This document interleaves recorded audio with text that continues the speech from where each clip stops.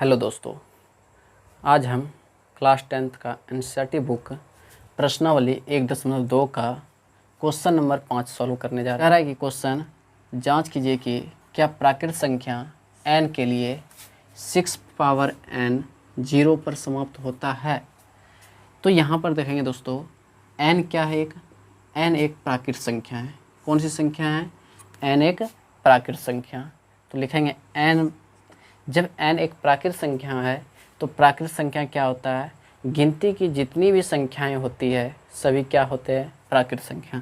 तो n का जो मान होगा 1 हो सकता है, 2, 3, 4 डॉट डॉट इन्फिनिटी तक हो सकता है, क्योंकि ये एक प्राकृत संख्या है। तो यहाँ पर देखेंगे दोस्तों, बोल रहा है क्या? 6 पे पावर n 0 पर समाप्त होता है। अगर मान लेते हैं n बराबर 1, 2, 3, 4 डॉट डॉट हो सकते हैं, इन्फिनिटी तक हो सकते हैं, तो बोल रहा है क्या? 6 पे पावर n 0 पर समाप्त होते हैं। 6 पे पावर जो n है वो किस पे? 0 पर समाप्त बोल रहा है। तो अगर n का वैल्यू 1 रखते हैं, 1, तो यहाँ पर क्या होगा? 6 पे पावर क्या है? n है, इसका मतलब 6 पे पावर 1 होगा, यानी 6 होगा। अगर n का वैल्यू 2 रखेंगे, n का वैल्यू 2 रखेंगे तो यहाँ पर 6 पे पावर 2 रखेंगे, 6 पे पावर 2 रखेंगे यानी 6 का स्क्वायर करेंगे तो 36। अगर n का वैल्यू हम 3 रखते हैं, n बराबर 3 रखते हैं, तो 6 पे पावर कितना हो जाएगा? 3 हो जाएगा। जब 6 पे पावर 3 हो गया तो 6 का 3 बार गुना करेंगे, 6 36, और 36 छंक होता है 216। क्या कभी भी शून्य आ रहा है? ये देखेंगे कभी भी शून्य आ रहा है? नहीं आ रहा है। तो क्या लिखेंगे? अतः प्राकृत संख्या n के लिए 6 पे पावर n 0 पर समाप्त नहीं हो सकता है, हो सकती है। 6 पे पावर जो n है वो 0 पर कभी समाप्त नहीं होगा। यही आंसर है। क्वेश्चन कर रहा है व्याख्या कीजिए कि 7 गुना 11 गुना 13 प्लस 13 और 7 गुने 6 गुने 5 गुने 4 गुने 3 गुने 2 गुना 1 प्लस 5 एक भाज्य संख्या है। क्यों है भाज्य संख्या? यही सिद्ध करना है। तो सबसे पहले भाज्य संख्या मान लेते हैं।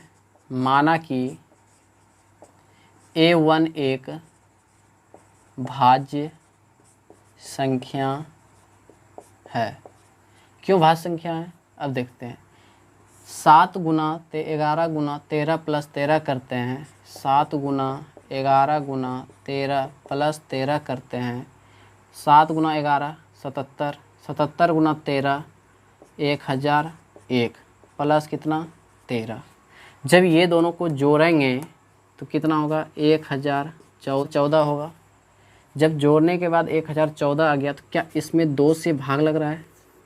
इसमें 2 से भाग लग रहा है, तो 2 गुना लिख सकते हैं इसको 507, 2 गुना 507 लिख सकते हैं।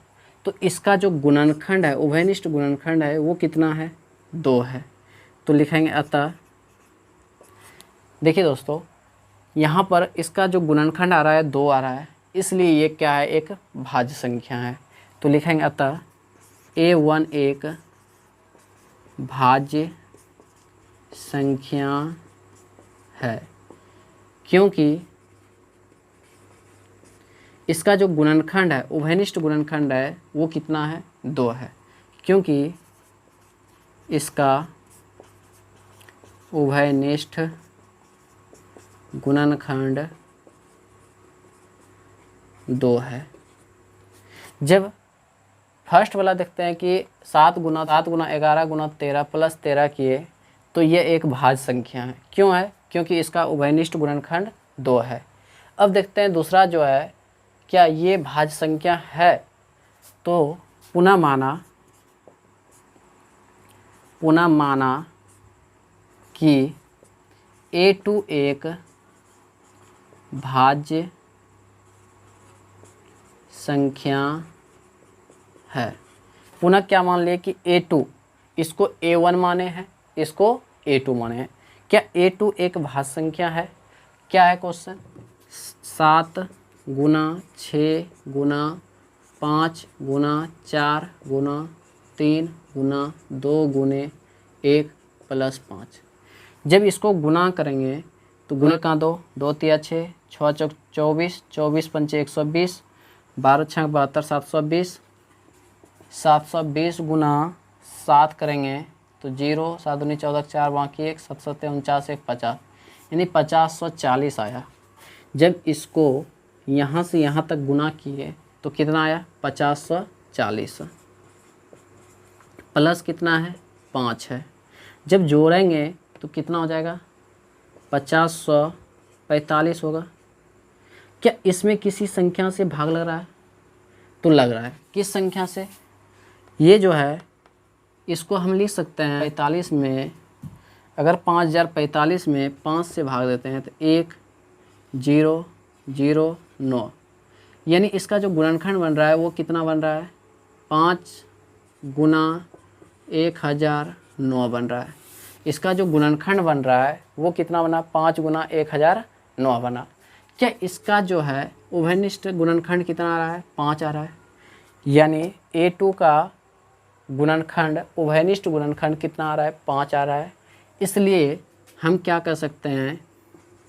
अतः A2 एक भाज्य संख्या है।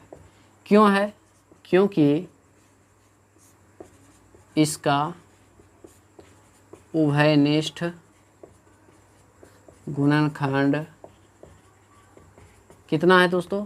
5 है। इसलिए हम क्या कर सकते हैं? यह जो है क्या है? एक भाज्य संख्या है। तो 7 क्वेश्चन कर रहा है किसी खेल के मैदान के चारों ओर एक वृत्ताकार पथ है। क्या है? एक वृत्ताकार पथ है। इस मैदान का एक चक्कर लगाने में सोनिया को 18 मिनट लगता है। सोनिया को 18 मिनट समय लगता है। जबकि इसी मैदान का एक चक्कर लगाने में रवि को 12 मिनट का समय लगता है। रवि को 12 मिनट का समय लगता है।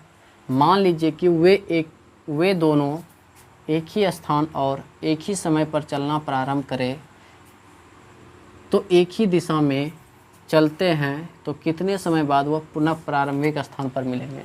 जैसे दोस्तों अगर मान लेते हैं कि ये वृत्ताकार कोई पथ है, अगर मान लीजिए कि प्रारंभिक स्थान है, यहाँ पर अगर प्रारंभिक स्थान तो है तो यहाँ से कोई सोनिया है और एक रवि है। दोनों अगर यहाँ से चलना प्रारंभ पर बोल रहे हैं कि जब एक ही समय चलना प्रारंभ करते हैं और एक ही दिशा में चल रहे हैं तो कहीं ना कहीं जाके ये दोनों जो है मिलेंगे। तो कितने समय बाद एक दूसरे को मिलेंगे? जबकि सोनिया को 18 मिनट लगते हैं और रवि को 12 मिनट लगते हैं। तो दोनों का क्या करेंगे? हम एलसीएम निकाल लेंगे। दोनों का क्या करेंगे? हम एलसीएम निकाल लेंगे। तो एलसीएम देखिए दोस्तों, लिखेंगे सोनिया द्वारा